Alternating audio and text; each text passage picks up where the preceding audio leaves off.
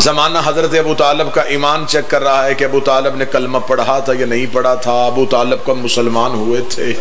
ہمارے سامنے کتابیں رکھی جاتی ہیں کہ اس میں لکھا ہے کہ ابو طالب نے کلمہ نہیں پڑھا تھا، اس کتاب میں لکھا ہے ابو طالب نے کلمہ نہیں پڑھا تھا، اس مولوی نے لکھا ہے کہ ابو طالب نے کلمہ نہیں پڑھا تھا۔ میں تیرے مولویوں کا اچار ڈالوں، میں تیری کتابوں کو کیا کروں؟ میں ابو طالب کا ایمان تیری کتابوں سے کیوں دیکھوں؟ علی نے بتایا ہے کہ وہ صاحب ایمان تھا، حسن نے بتایا ہے کہ وہ صاحب ایمان تھا، حسین نے بتایا ہے کہ وہ صاحب ایمان تھا۔ جو کلمہ بچاتا رہو اسے کلمہ پڑھنے کی ضرورت نہیں ہوتی، جو کلمے کا تحفظ کرتا رہو ہو اسے کلمہ پڑھنے کی ضرورت نہیں ہوتی۔ تیری نظر میں ابو طالب کافر تھا اور ابو سفیان مسلمان تھا، ابو سفیان مسلمان ہو گیا اور ابو طالب کافر ہو گیا۔ پھر اگر یہی بات ہے تو پھر مجھے صرف اپنے مولوی اکٹھے کر کے اتنا بتا دے، ابو سفیان نے کلمہ پڑھ کے اسلام کو فائدہ کیا دیا ہے اور ابو طالب نے نہ پڑھ کے اسلام کا نقصان کیا کیا۔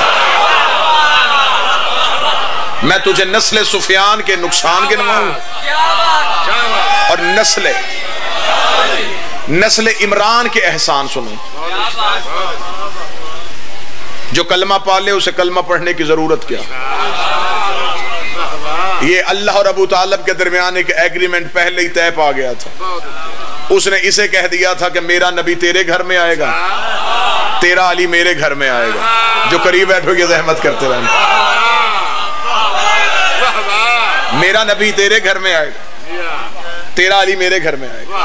میں تیرے نبی کا نام تو محمد رکھ دینا، میں تیرے بیٹے کا نام علی رکھ دوں گا، لیکن اگر میں احسان کا بدلہ احسان کی صورت میں دیتا رہا، کل دنیا کہے گی اللہ ہو کے بندے سے مقابلہ کرتا رہا۔ ایک احسان میں تجھ سے بڑھ کے کر دوں گا۔ میرے مالک وہ احسان کیا ہے؟ فرمایا میرا نبی تیرے گھر میں آیا، تیرا علی میرے گھر میں آئے گا، تو میرے نبی کا نام محمد رکھنا، میں تیرے بیٹے کا نام علی رکھوں گا۔ ایک احسان میں بڑھ کے کر دیتا ہوں۔ مالک وہ احسان کون سا ہے؟ فرمایا تو میرے نبی کا نکاح فرش پہ پڑھا، میں تیرے علی کا نکاح عرش پہ پڑھا۔ ہائے ہائے، سارے بولو مل کے حیدری۔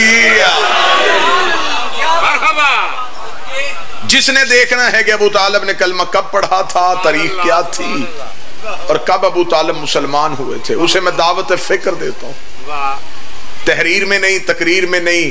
اگر بات حضرت ابو طالب کے ایمان کی ہے تو میں اسلام آباد جیسے شہر میں ویڈیو کیمرے کی آنکھوں میں آنکھیں ڈال کے جناب پیر سید نزاکت حسین نقوی، جناب سید حامد نقوی صاحب، دو معتبر عزادار سیدزادوں کی موجودگی میں ممبر آل محمد سے اعلان کرتا ہوں، جگہ فیصل مسجد منتخب کر لے ہم وہاں آ جاتے ہیں، بادشاہی مسجد میں آنا چاہو ہم وہاں آ جاتے ہیں، مرضی کے مولوی لے کے آ جا۔ اگر تو نے ابو طالب کا ایمان دیکھنا ہے تو پھر ہم صرف ابو طالب کا ایمان نہیں دیکھیں گے، ہم ہر کسی کے باپ کا ایمان دیکھیں گے۔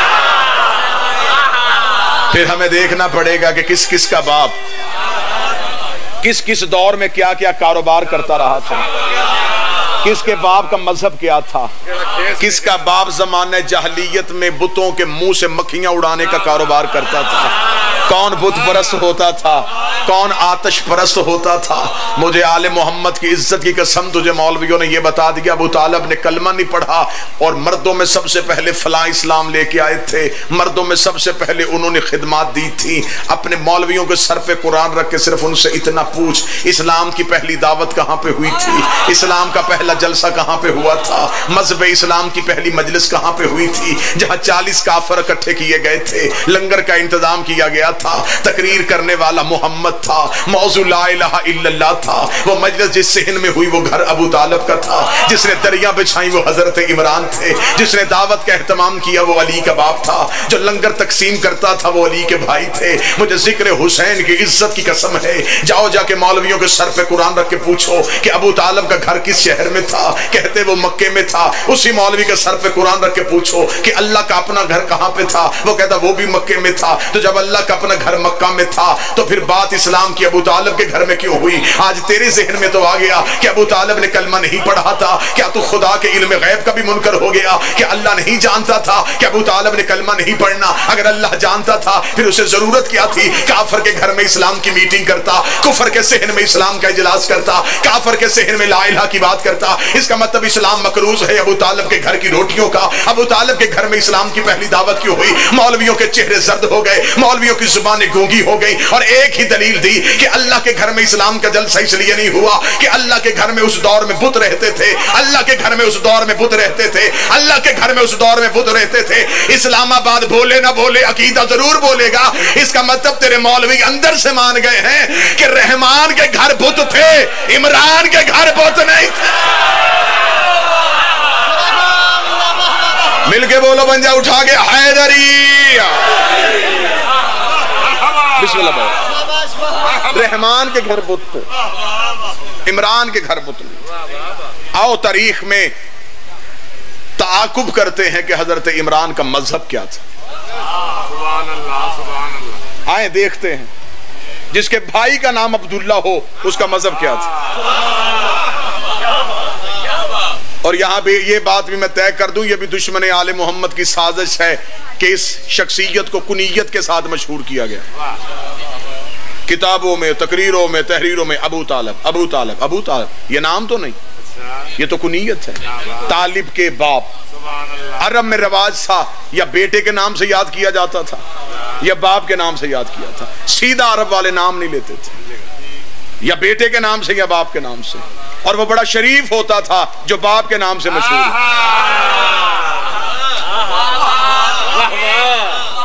سیدزادے کے استقبال کے لیے درود سارے حضرات مل کے بلند آواز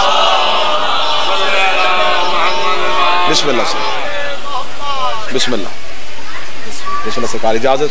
شریف النفس ذاکر، اپنے لہجے کے منفرد ذاکر جناب سید علی رضا صاحب تشریف لائے۔ پڑھ سکتا ہوں جی میں تھوڑی دیر؟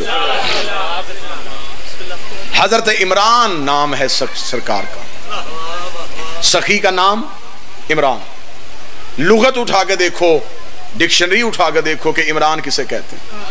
لغت میں لکھا ہے اجڑی ہوئی جگہوں کو آباد کرنے والے کو عمران کہتے ہیں۔ بسم اللہ سے۔ اب نام عمران تھا تو نام کنیت سے مشہور کیوں کیا گیا؟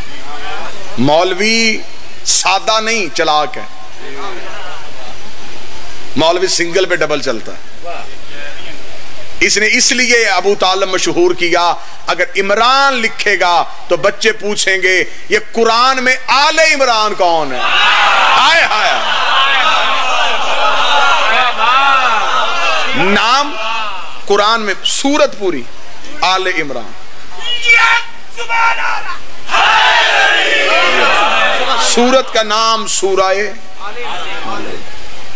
عمران نہیں، آل عمران۔ عمران کی آل، عمران کی اولاد۔ اس صورت میں اللہ نے ٹائٹل دیا ہے عمران کی اولاد کا۔ اب کوئی جھگڑا نہیں، کوئی بحث نہیں، آؤ مل کے بیٹھ جاتے ہیں۔ حکومتوں کے سہارے پہ علی کو بھونکنے کا فائدہ کوئی نہیں ہوتا۔ جسے کل پروٹوکول دیا جاتا تھا اسی کو رات آپ کے شہر کی جیل میں بند کر دیا گیا۔ یہ حکومت والوں کی اوقات ہوتی ہے۔ کل تک حکمران تھے، جب ذلیل ہو جائیں تو پھر سلاخوں کے پیچھے۔ علی کل بھی بادشاہ تھا، علی آج بھی بادشاہ ہے۔ حکومتوں والوں کا کوئی مذہب کیا، حکومتوں والوں کا کوئی عقیدہ کیا؟ نام ہے عمران اور اللہ نے سورت بھیجی آل عمران۔ میرے مالک تو نے آل عمران کیوں بھیجی؟ تو نے نبیوں کے نام پہ سورتیں بھیجی۔ سورہ یوسف ہے، سورہ یونس ہے۔ تو نے نبیوں کی ماؤں کے نام پہ سورتیں بھیجی، سورہ مریم ہے۔ یہاں آل عمران کیوں کہا گیا؟ اس کا مطلب ہے اللہ کسی عمران کی اولاد یاد کروانا چاہتا ہے۔ کوئی جھگڑا نہیں، کوئی بحث نہیں، مولوی اکٹھے کریں، آنکھوں میں آنکھیں ڈال کے ہمیں اتنا بتائیں یہ کون عمران ہے جس کی آل کا ذکر ہے۔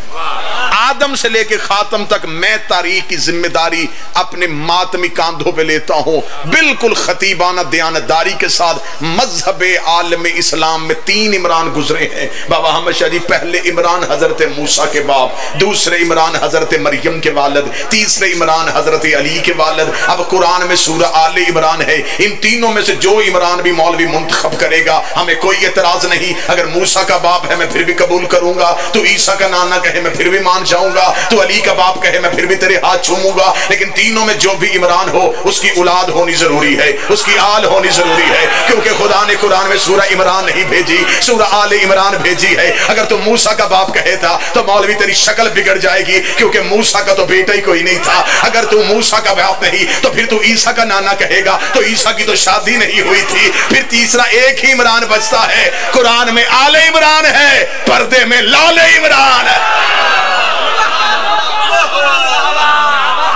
بسم اللہ سے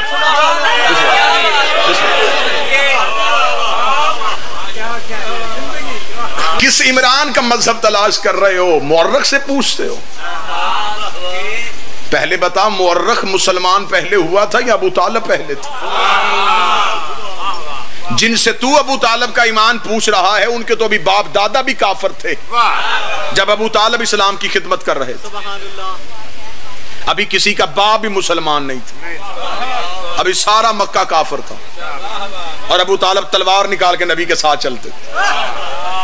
سارا مکہ کافر تھا، ابھی یہ کافر تھے۔ میں بات، ویڈیو کیمرہ بھی ہے اور لائیو مجلس بھی جا رہی ہے، اشارہ کرنے لگوں، کنائے کے ساتھ کہنے لگوں، جو وصول کرے گا میں اسے داد دے دوں گا۔ بابا جی جملہ سنیے گا، ابھی سارا مکہ کافر ہے، ابھی یہ کافر مدینے پہنچیں گے، پھر یہ مسلمان ہوں گے، پھر یہ نبی پہ ایمان لائیں گے، پھر یہ نبی کی صحبت میں بیٹھیں گے، پھر یہ صحابی ہوں گے، پھر انہیں رضی اللہ کہا جائے گا۔ اتنا ٹائم ہے ابھی کافر کو رضی اللہ ہونے میں۔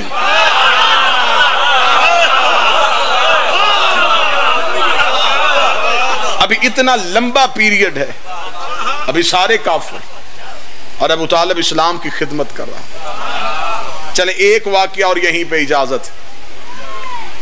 ارحج المطالب میرے اہل سنت بھائیوں کی کتاب، سیرت النبی مولانا شبلی نعمانی کی کتاب، مدارج النبوہ شاہ عبدالحق محدث دہلوی کی کتاب، ایمان ابو طالب ڈاکٹر طاہر القادری کی کتاب۔ ویڈیو کیمرے کی موجودگی میں 4 کتابوں کا نام میں نے ممبر سے لیے۔ ساری کتابوں میں قصہ تواتر کے ساتھ نقل ہے۔ مکہ میں قحط بڑھ گیا، قحط پڑا بارش نہ ہونے کی وجہ سے، باران رحمت کا نزول نہیں ہو رہا تھا۔ مکہ میں بھی اسلام آیا ہی نہیں، ابھی نبی نے قولوا لا الہ الا اللہ نہیں کہا، یہ بات ذہن میں رکھیے گا، ابھی اسلام نہیں آیا۔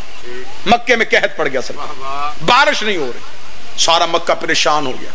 اپنے اپنے بتوں کے سامنے ہر ایک قبیلے نے سر ٹیکا، بتوں سے منتیں کی، بارش نہ ہوئی۔ مکہ کے سردار اکٹھے ہوئے، طے یہ پایا کہ ایک دن رکھا جائے جسے یوم دعا کہیں، سارے قبیلے اپنے اپنے بت لے کے آؤ، کیونکہ یہ عربوں کا کلچر تھا کہ عرب ہر قبیلہ اپنے بت کی پوجا کرتا تھا۔ یہ اتنے خوددار تھے، یہ دوسرے قبیلے کا بت بھی نہیں پوجتے تھے، قبیلہ بھی اپنا بت بھی اپنا، قبیلہ امیر اللہ بھی امیر۔ ہاں یہ عرب کا کلچر تھا، ہسٹری یہ کہ امیر قبیلوں کے بت امیر بت سے مراد کیا ہے؟ ان کے ہاتھوں میں سونے کے کنگن ہوتے، گلے میں جواہرات ہوتے تھے۔ غریبوں کا بت کوئی آٹے کا، کوئی دال کا، غریبوں کے بتوں کو غریب چڑھاوے، امیروں کے بتوں کو امیر چڑھاوے۔ ایک کلاس بت بھی تھے، سی کلاس بت بھی تھے۔ اب سب نے طے پایا کہ اپنے اپنے بت لے کے مکے کے باہر فلاں چٹیل میدان میں آئیں، وہاں بتوں کو رکھیں۔ سب نے کہا جی ٹھیک ہے، ہر کوئی اپنا اپنا بت لے کے آئے گا، اور میں ہسٹری پڑھ رہا ہوں آپ کے سامنے، اور یہی واقعہ یہیں پہ گفتگو۔ اور یہ طے پا گیا مکے کے سرداروں میں کہ جس بت کے آگے جھکنے کی وجہ سے بارش ہوئی اسے سارا مکہ مشترکہ بت تسلیم کرے گا۔ پھر بے شک اپنے اپنے خداؤں کو سجدہ کرو، لیکن اس بت کو تم نے مشکل کشا سمجھنا ہے۔ جتنی جلدی وہ حاجت سنتا ہوگا، پھر ہر قبیلہ اپنی جلدی دعا قبول کروانے کے لیے اس بت کو جھکے، یعنی کہ بتوں کا الیکشن ہونے لگا۔ یہی ہوا نا کہ آؤ جی اپنے اپنے بت لے کے آ جائے۔ سارے سرداروں نے کہا کہ عرب کے قبیلے بڑے بھی ہیں چھوٹے بھی ہیں، لیکن عرب کا وہ پچیت نہیں ہوتی، وہ عرب کی میٹنگ نہیں ہوتی جس میں ہاشمیوں کی نمائندگی نہ ہو، کیونکہ پورا مکہ کمی تھا، یہ گھر سردار تھا۔ کاش وقت ہوتا میں تفصیل پڑھ دیتا۔ بھوک کے دنوں میں روٹی، اچھا جی، بھوک کے دنوں میں روٹی نہیں گھر سے ملتی۔ حضرت ہاشم کو ہوشم سے نکلا ہے، ہوشم کہتے ہیں شور میں بھگوئی روٹی کھلانا، شور میں بھگوئی روٹی کو ہوشم کہتے ہیں، جو کھلائے اسے ہاشم کہتے ہیں۔ یعنی کہ اگر تاریخ میں خاندان رسول پڑھا جائے، یہ مولوی نے بکواس کیا نا کہ نبی کے گھر نہ بوری تھی نہ بستر تھا، جس کے آنے پہ 100 اونٹ صدقہ دیا گیا ہو۔ حضرت عبداللہ کے لیے 100 اونٹ کی قرآن اندازی کی تھی۔ بہت بڑا یہ ایک طریق کا باب ہے کہ منت مانی تھی کہ بیٹا ہوگا تو ایک راہ خدا میں 10 بیٹے ہوئے، بار بار قرہ حضرت عبداللہ کے نام پہ نکل رہا تھا، تھے بڑے خوبصورت۔ باپ نے خانہ کعبہ میں جا کے التجا کی، بیٹا بچانا چاہتا ہوں۔ 100 اونٹ صدقہ دیا تھا حضرت عبداللہ کا۔ اس خاندان کی بات ہو رہی ہے۔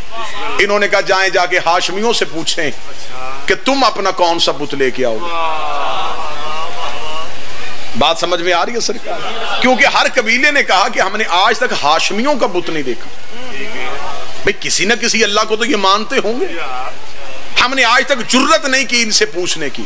سردار بسم اللہ بابا جی، اب جا کے ان سے پوچھے کہ اب بتاؤ، اب سارے خدا جو آ رہے ہیں تمہارا کوئی ہے تو لاؤ، یا تو خدا لائیں گے یا پھر پورا مکہ یہ مانے گا یہ کسی کی بھی عبادت نہیں کرتا۔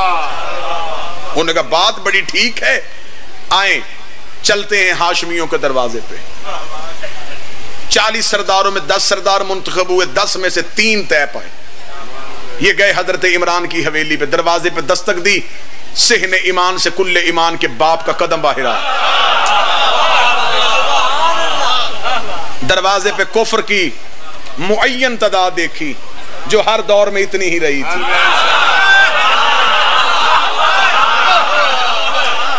سرکار حضرت عمران نے کہا کہ آج بزرگ دروازے پہ کس وجہ سے؟ انہوں نے کہا کہ آپ نہیں جانتے کہ مکہ میں قحط ہے، لوگ بھوک سے مر رہے ہیں۔ فرمایا روٹی چاہیے تو آ جاؤ، ہم کھلا دیتے ہیں۔ ہمارے گھروں میں مفلسی نہیں ہوتی، ہم بانٹنے والے ہیں۔ فرمایا کوئی ذخیرہ؟ فرمایا کوئی ذخیرہ نہیں۔ اچھا تو پھر ہم نے یہ طے پایا ہے کہ ہم اپنے بتوں کو لانے لگے۔ آپ کا بھی کوئی بت ہے تو پھر لائیے گا ضرور، اگر آپ کا سچا ہوا پھر ہم اپنے بت توڑ کے آپ کے بت کو مان لیں گے۔ حضرت ابو طالب نے کہا وقت کون سا طے پایا؟ انہوں نے کہا جی کل مکہ کی فلاں پہاڑ کے پیچھے اپنے اپنے بت لے کے آنے۔ حضرت عمران نے کہا انتظار کرنا، ہم بھی آئیں گے۔ لے جی اگلا دن طے پایا، ہر ایک نے کاندھے پہ اپنا اللہ رکھا، 2-2 4-4 بندے خدا اٹھا کے چل رہے تھے۔ مکہ کے چٹگل میدان میں جس کا امیر بت تھا اس نے اونچائی پہ رکھ دیا، جس کا مسکین تھا اس نے نیچے رکھ دیا۔ بت پہاڑی پہ سجا دیے گئے، سامنے ہر ایک قبیلہ اپنے بتوں کے سامنے ہاتھ باندھ کے بیٹھ گیا کہ آج بارش ہو نہ ہو عزت رہ جائے، آج ہمارا بت جیتے، آج ہمارا خدا جیتے۔ لوگ بتوں کے آگے ہاتھ جوڑے ہوئے تھے، نظریں تھی ہاشمیوں کے دروازے پہ۔ ابھی تک یہاں سے کوئی نہیں آیا۔ میں نے 4 کتابوں کے حوالے دیے، ممبر پہ دیے، ویڈیو کیمرے کی موجودگی میں دیے۔ مجلس میں کوئی پوچھے نہ پوچھے، گاڑی میں بیٹھتے فوراً فون آ جاتا ہے، سائی وال سے بول رہے ہیں آج آپ نے ڈھلیالہ پڑھا ہے۔ مجلس تو نشر ہو رہی ہے نا جی، آواز تو کہیں نہیں دب جاتا ہے، مکرنے کی تو گنجائش ہے ہی نہیں۔ 4 کتابوں کے میں نے حوالے دیے، 4 کتابوں میں لکھا بابا جی خصوصی دعا، نظریں تھی ہاشمیوں کے دروازے۔ بابا جی اب دیکھ رہے تھے کہ ہاشمی کون سا بت لائیں گے۔ اب بارش والی آرزو گئی، دل میں اگلی خواہش تھی ہاشمی کو بت کون سا ہے، امیر خاندان ہے پتہ نہیں بت کیسا ہوگا۔ نظریں ہاشمیوں کے دروازے پہ، ہائے ہائے اگلا جملہ سننا۔ ابو طالب کے صحن کا دروازہ کھلا، پہاڑی کے پیچھے سے حضرت ابو طالب چلے۔ لوگوں نے کہا ابو طالب ہے تو خدا اس کا کہاں ہے؟ ابو طالب اکیلا آ رہا ہے تو اس کا اللہ کہاں ہے؟ تھوڑی دیر کے بعد پہاڑ کے پیچھے سے حضرت ابو طالب نمودار ہوئے، کاندھے میں 5 سال کے محمد کو بٹھایا ہوا۔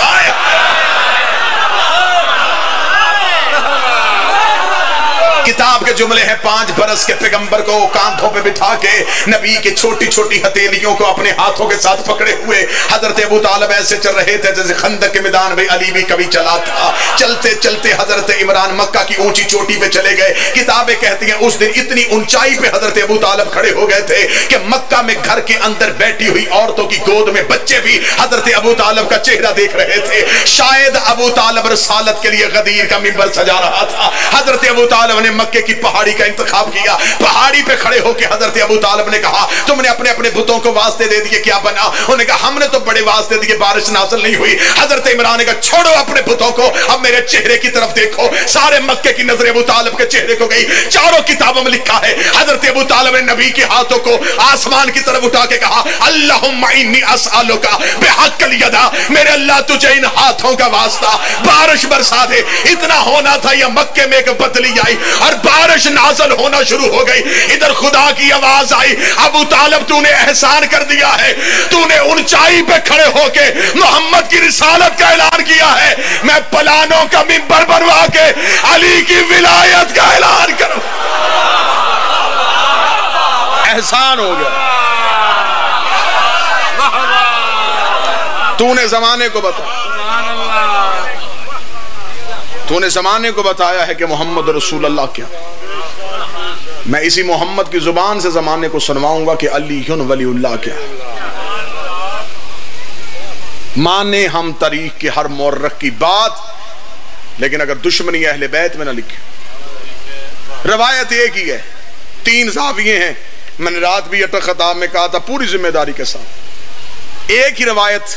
اس کے علاوہ دوسری روایت بابا جی مولا کی عزت قسم حضرت ابو طالب کے معاذ اللہ کفر پہ جو یہ ثابت کرتے ہیں ایک ہی روایت. دوسری روایت کوئی ایک روایت، وہ کیا کہ آخری وقت میں نبی نے حجرے میں بیٹھ کے کان میں کہا چچا ابو طالب کلمہ پڑھ لیجئے. اور پھر آگے تینوں روایتوں میں بالکل ایک ہی جملہ ہے کہ حضرت ابو طالب نے کہا کہ میں اپنے باپ دادا کا مذہب نہیں چھوڑ سکتا. اس پہ آ کے انہوں نے نتیجہ طے کر لیا کہ معاذ اللہ نہ یہ مسلمان تھے، نہ باپ مسلمان تھا، نہ دادا مسلمان تھا. 3 طرح سے روایتیں ملی، نسائی سے، ابن ماجہ سے، صحیح مسلم سے، صحیح بخاری سے، مشکات سے، ترمذی سے. جتنی مسلمانوں کے نزدیک معتبر کتب ہیں اس میں 3 روایتیں ملی. تینوں روایتیں مختلف صحابیوں سے. اور جب یہ نقل ہوتی ہوتی پیچھے گئی تو تینوں کے تینوں کا سلسلہ عبداللہ ابن عباس سے انہوں نے جوڑ دیا کہ تینوں راویوں نے عبداللہ ابن عباس سے سنا. وہ کہتے ہیں کہ میں نے دیکھا کہ نبی کہہ رہے تھے اور میں دیکھ رہا تھا. تینوں صحابیوں نے عبداللہ ابن عباس سے، نوکر کی محنت اچھی لگے دعا صدا سے وصول کرنی ہے. تینوں راویوں نے حضرت عبداللہ ابن عباس کا حوالہ دیا کہ عبداللہ ابن، کسی اور کا حوالہ تو دے ہی نہیں سکتے تھے، انہیں حوالہ ہی ہاشمی چاہیے تھا کیونکہ جب حضرت ابو طالب کی رحلت ہو رہی اس وقت تو کوئی بھی مسلمان نہیں ہے، لہٰذا انہوں نے ہاشمیوں کے گھر سے راوی لینا تھا. ہاشمیوں کے گھر سے انہیں راوی ایک ہی ملا کہ عبداللہ ابن عباس کہتا ہے کہ میں دیکھ رہا تھا اور نبی کہہ رہے تھے، اور ابو طالب اشارہ کر کے کہہ رہے تھے میں باپ دادا کا مذہب نہیں چھوڑ سکتا. ڈھلیالے کے اس منبر سے لے کے مکے کے مفتی تک اگر کوئی ثابت کر دے میں چوک میں گردن دوں گا. میں ویڈیو کیمرے کی موجودگی میں ہوں. جب حضرت ابو طالب کی رحلت ہوئی عبداللہ ابن عباس کی تو عمر ہی 2 سال تھی. 2 سال کی عمر تھی عبداللہ ابن عباس. 95 سال کی عمر میں حضرت ابو طالب کی رحلت ہے. 2 سال عمر ہے عبداللہ ابن عباس. 2 سال کا بچہ دیکھ رہا ہے. 2 سال کے راوی کی تو نے بات مانی کہ 2 سال کے بچے نے دیکھا کہ رسول نے کان میں کہا کلمہ پڑھ لے، اور ابو طالب نے کہا میں باپ دادے کا مذہب نہیں چھوڑ سکتا، ڈوب کے مر جا. 2 سال کے بچے کی بات تجھے یاد رہ گئی اور جو پلانوں کے منبر پہ 1.25 لاکھ میں ہاتھ پکڑ کے دکھایا کان میں کہی بات تو نے مان لی. ہاں روایت جو ملی وہ یہ کہ آخری وقت میں رسول نے کہا چچا اپنا عقیدہ انہیں بتا کے جا. فصاحت اور بلاغت دیکھیے گا اس میں باریکی کیا تھی. علم رسالت جانتے تھے کہ لوگوں نے میرے چچا کے ایمان پہ بحث کرنی. آخری وقت میں نبی نے بول کر چچا ابو طالب اپنا مذہب بتائیے. حضرت ابو طالب نے اشارے سے کہا میرا مذہب وہی تھا جو میرے باپ کا تھا. یعنی کہ حضرت ابو طالب نے اپنا اسلام بھی بتا دیا،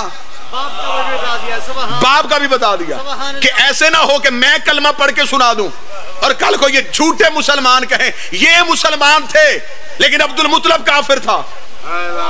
اپنا ایمان بھی ثابت کیا، باپ کا ایمان بھی ثابت کیا، دادے کا ایمان بھی ثابت کیا۔ اس خاندان میں ایک بھی کفر کی کڑی نہیں۔ یہاں سے میں اس بچے کو 7-8 سال کے بچے کو اٹھا کے کہوں یہ قرآن پکڑ کہیں رکھ کے یہ زمین پہ رکھے گا؟ یہ اونچی جگہ ڈھونڈے گا، کہاں رکھوں؟ 7 سال کے بچے کو پتا ہے میں نے قرآن کہاں رکھنا ہے۔ اللہ کو پتہ ہی نہیں تھا کہ میں نے محمد کو کس گود میں رکھنا ہے۔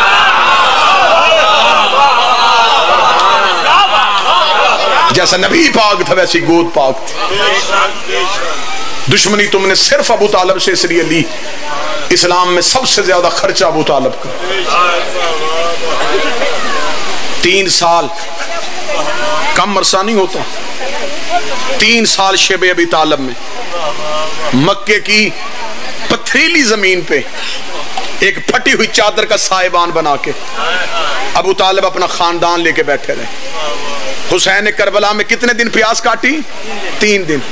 ابو طالب 3 سال تک شیب ابی طالب میں مکے کے لوگوں نے بائیکاٹ کیا ہوا ہے، پتے اتار کے درختوں کے پتے بچوں کو کھلائے جا رہے ہیں، ابال ابال کے پانی بچوں کو پلایا جا رہا ہے۔ روزانہ علی پہاڑی سے نیچے اترتے، 12 یا 13 سال کا سن تھا میرے بادشاہ کا، علی اپنی کمر پہ پانی کا مشکیزہ رکھتے، پہاڑ کا ایک ہاتھ سے دامن پکڑتے اور چلتے ہوئے ہاشمیوں کے بچوں کو پانی پلاتے تھے۔ 3 سال بائیکاٹ رہا خاندان ابو طالب کا۔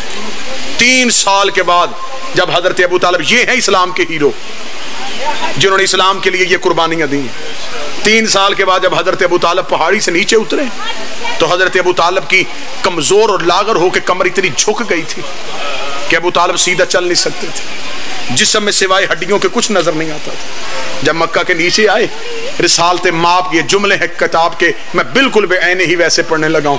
صاحب کتاب نے لکھا رسول نے حضرت ابو طالب کے سامنے دونوں ہاتھ یوں ماتھے پر فرمایا چچا تیرا بڑا احسان ہے، تو نے اسلام کو پاؤں پہ کھڑا کر دیا، اب میرے اسلام کے دشمن کم ہونے شروع ہو گئے، دین پھیلنا شروع ہو گیا۔ رسالت ماب نے ہدیہ تشکر ادا کیا اور کتاب کے جملے حضرت ابو طالب کی آنکھ سے آنسو سرکار عمران کی داڑھی میں آئے۔ رسول نے فرمایا چچا تو نے باپ کے بعد باپ بن کے پالا، ایسے ماں بھی بچے نہیں پالتی جیسے تم نے پالا ہے، چچا رو کیوں رہے ہیں؟ حضرت ابو طالب نے رو کے کہا میرا سردار میری جو نبھنی تھی وہ گزر گئی، صرف تجھ سے اتنا کہنا اگر پھر بھی تیرے دین کو ضرورت ہو میری اولاد حاصل، کبھی بھی تیرے دین پہ مصیبت آئی میں ابو طالب وعدہ کرتا ہوں میری اولاد تیرے دین کے کام آئے گی۔ ہر بچہ تیرا دین پہ غالب نکلا، بڑی مشکل تیرا اصغر ابو طالب نکلا۔ جب ابو طالب کے بیٹوں نے دین بچاتے بچاتے کربلا میں سو گئے تو ابو طالب کی بیٹیاں اٹھ کے کھڑی ہو گئیں۔ بازار شام کے شہزادی کے خطبے میں تذکرہ ہے حضرت عمران کا، بی بی نے خطبے میں کہا میں اس کی بیٹی ہوں جس کا دیوان عرب مشہور تھا، میں اس ماں کی بیٹی ہوں لوگ جس کے مکروس تھے، اتنے لجپال گھر کی بیٹی، جہاں سے بابا ذریت شاہ جی نے جوڑا وہیں سے 2 سطریں آگے پڑھوں گا اور سیدزادہ کے حوالے منبر کروں گا۔ آدھی رات کے وقت اس ملاؤں نے تخت پہ بیٹھ کے سپاہی سے کہا جا حسین کے بیٹے کو بلا کے لا۔ یہ ملاؤں تخت پہ تھا یا سپاہی زندان میں آیا، اس نے کہا ابن الحسین تجھے حاکم نے دربار میں بلایا ہے۔ ممبر پہ 3 سیدزادے موجود ہیں، 4 سیدزادے موجود ہیں، میں ممبر سے معافی مانگ کے اگلا جملہ پڑھ دیتا ہوں، بلایا چوتھے کو تھا، 5واں بھی اٹھ کے کھڑا ہوا۔ مجبوری کو سیدوں کی اتنی بڑی تھی، چوتھے نے کمر سیدھی کی، 5ویں کے تلوے زمین سے اٹھ گئے۔ دونوں باپ اور بیٹا آدھی رات کے وقت یزید کے دربار میں آئے۔ مولا سجاد نے کہا کیوں بلایا تو نے آدھی رات کے وقت؟ یہ کمینہ دے کے کہتا حسین کا بیٹا میں چاہتا ہوں میں تیری قید آزاد کر دوں۔ میں نے پڑھا تو نے مطمئن ہو کے سنا، تڑپ گئے سجاد۔ مولا سجاد نے کہا کیا کہا تو نے؟ اسے کہا میں چاہتا ہوں میں تیری قیدیں آزاد کروں۔ سجاد رو کہتے مجھے بتا میں جاؤں کہاں؟ رہائی انہیں اچھی لگتی ہے جن کا کوئی لینے آیا ہو، وطن انہیں پیارا لگتا ہے جن کا کوئی گھر آباد ہو۔ کہاں جاؤں؟ اس نے کہا سجاد مدینے چلے جا۔ مولا سجاد رو کے کہتے کمینے کس مدینے میں جاؤں جہاں کبھی اکبر ہوتے تھے، جہاں کبھی ابو الفضل العباس ہوتے تھے، تو نے میرا مدینہ غرق کر دیا، اب بتا میں کہاں جاؤں؟ اس نے کہا جہاں بھی جاتا ہے جا، قیدیں آزاد کرتا ہوں۔ سجاد مولا نے فرمایا کیوں قیدیں آزاد کرتا ہے؟ تاریخ کے جملے اس نے دیکھے کہا سجاد مجھے ڈر لگتا ہے۔ اگلا فکرہ بڑا دردناک ہے، مجھے معاف کیجئے گا۔ اس نے کہا سجاد مجھے ڈر لگتا ہے۔ مولا سجاد روئے، فرمایا تو نے نبی کا نواسہ مارا، تجھے ڈر نہ لگا؟ تو نے بغیر بازوؤں کے علی کا بیٹا گرایا، تجھے ڈر نہ لگا؟ تو نے ایک دن میں میرے گھر سے 72 جنازے اٹھوائے، تجھے ڈر نہیں لگا؟ تو نے قرآن کے خلاف نیزوں سے اتارے، تجھے ڈر نہیں لگا؟ تو نے حسین کے سینے کا تویز پورے سفر میں تماچوں سے اڑایا، تجھے ڈر نہیں لگا؟ تو نے ایک رسی میں قرآن کی آیتیں بند کی، تجھے ڈر نہیں لگا؟ اب مجھے صرف اتنا بتا دے، اتنا کچھ کر کے اب تجھے ڈر کیوں لگتا ہے؟ کوئی سید بیٹھا مجھے جملہ معاف کرے، میں غلط پڑھوں، میں نبی کی بیٹی کا مجرم بنوں، یہ دیکھ کے کہتا ہے اب مجھے اس لیے ڈر لگتا ہے جسے تو قبرستان میں دفنا کے آیا ہے نا، اس کے رونے کی آواز اب بھی میرے دربار میں آ رہی۔ سجاد جب سے تو بہن دفنا کے آیا ہے، وہ خود تو چلی گئی ہے، اس کی آواز نہیں گئی۔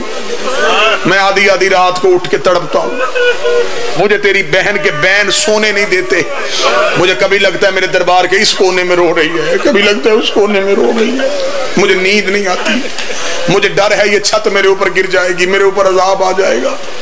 سجاد جو چاہتا ہے لے لے، شام چھوڑ دے۔ سجاد میں مر جاؤں گا، سجاد مجھے نیند نہیں آتی، تو شام چھوڑ دے۔ فاتحانہ لہجے میں حسین کے بیٹے کی آواز آئی، پھر فیصلہ میں نے نہیں کرنا، فیصلہ وہ کرے گی جو زندان میں بیٹھی۔ اس نے کہا تو حسین کا بیٹا بھی ہے، امام بھی ہے؟ ان کا میں امام ہو کے وارث نہیں، وہ بہن ہو کے وارث ہے، وہ شریکت اور حسین ہے، حصے دار وہ ہے، وہ بتائے گی کہ اٹھنا ہے یا نہیں اٹھنا۔ اس نے کہا جا ماں سے پوچھ۔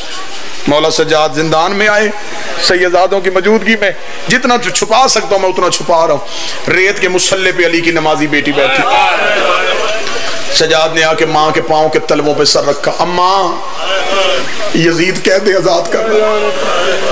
بی بی سجدے سے سر اٹھا کے کہتی اس سے پوچھ شام کی عورتیں تھک گئی ہیں، پتھر ختم ہو گئے شام میں، کیوں قید آزاد کرتا ہے؟ اماں وہ کہتا ہے سکینہ کے رونے کی آواز آتی، اماں وہ کہتا ہے کہ مدینے چلے جاؤ۔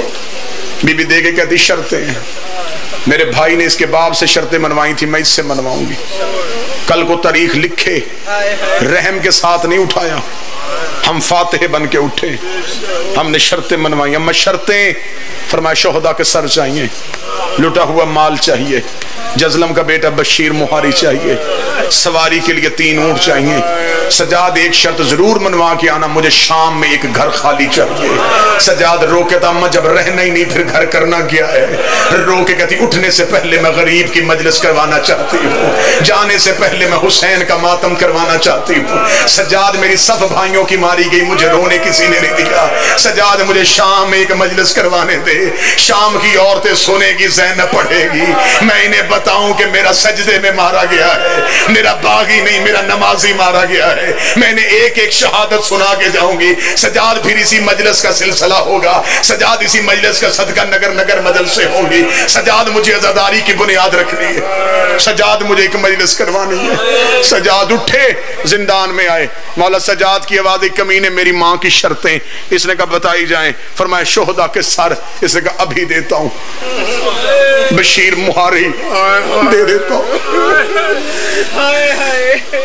3 اونٹ ضرور دوں گا۔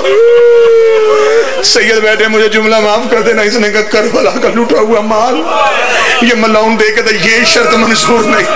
مولا سجاد کی آواز ہے یہ کیوں نہیں مان رہا؟ اس نے کہا سجاد میری مجبوری ہے، 36 ملکوں کی فوج نے لوٹا ہے زینب کا خیمہ، جس کے ہاتھ جو آیا وہ لے کے چلا گیا، اب مجھے بتا میں تیرا سامان کہاں سے اکٹھا کرواؤں؟ سجاد تڑپ کے رو کے کہتے کچھ اور دے نہ دے، میری ماں کی چادریں مجھے واپس، قرآن کے خلاف مجھے واپس کر، علی کی بیٹیوں کے برقع مجھے واپس کر، میں چادریں لے جا کے عباس کی قبر پہ دکھاؤں، عباس دیکھ میں چادریں لے آیا، غازی اٹھ دیکھ میں برقع بچا لایا۔ بس ایک سطر اور آگے پڑھنی ہے، روحانیت مجلس میں اللہ بانی کی محنت قبول کرے۔ 3 اونٹ زندان کے دروازے پہ آئے، علی کی بیٹی نے مدت کے بعد دیوار کی ٹیک چھوڑی۔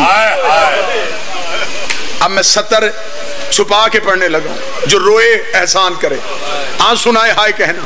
علی کی بیٹی زندان میں جہاں سے پاؤں اٹھاتی زمین سرخ ہو رہی تھی۔ بی بی اونٹوں کے قریب آئی، سجاد نے اونٹوں کی مہار تھامی، علی کی بیٹی اونٹ پہ سوار ہوئی، رو کہتی سجاد ہم واپس جا رہے ہیں۔ ہاں ہم واپس جا رہے ہیں۔ بی بی رو کہتی سجاد ہم کہاں جائیں گے؟ اماں ہم مدینے جائیں گے۔ بی بی رو کہتی نا سجاد میں نے مدینے نہیں جانا، مجھے اس کی قبر پہ لے کے جا جو سفر میں میرے ساتھ رہتی تھی۔ سجاد کوئی بیٹا پردیس میں چھوڑ کے نہیں جاتا، میں بیٹی چھوڑ کے جا رہی ہوں۔ سجاد مجھے آخری بار سکینہ سے ملوا کے لا۔ سجاد سکینہ کی قبر پہ گیا، جو سید بیٹھے مجھے معاف کر دینا۔ سامنے بہن کی چھوٹی سی قبر نظر آئی، سجاد نے اونٹوں کی مہار چھوڑی، سجاد بہن کی قبر پہ گر گئے، رو کے کہتے بھائی بن کے نہیں امام بن کے شکریہ ادا کرنے آیا ہو۔ سکینہ میرے پاؤں پہ سر رکھ کے پوچھتی تھی پرندے گھروں کو واپس جاتے ہیں، کبھی ہم بھی مدینے جائیں گے۔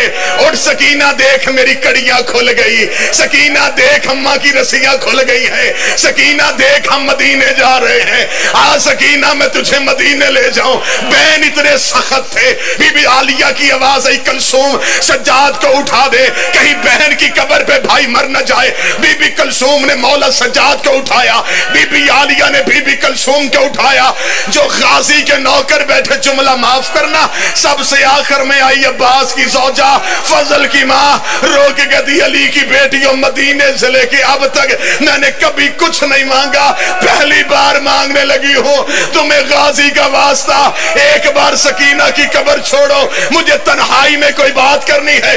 علی کی بیٹیوں نے قبر چھوڑی، شام کی دھرتی پہ زلزلہ آیا، زینب نے مڑ کے دیکھا، عباس کی زوجہ نے برقعے کے نیچے سے عباس کا کٹا ہوا سر نکالا، سکینہ کی قبر کے قدموں پہ رکھا، ہاتھ باندھ کے کھڑی ہو گئی، رو کے دی بی بی نوکر معافی مانگنے آیا ہے، بی بی پانی لینے گیا تھا، تیرا اصغر پیاسا مارا گیا۔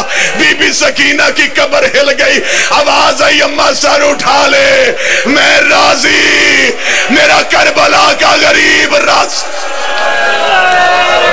اللہ لعنت اللہ علی القوم الظالمین و صلی اللہ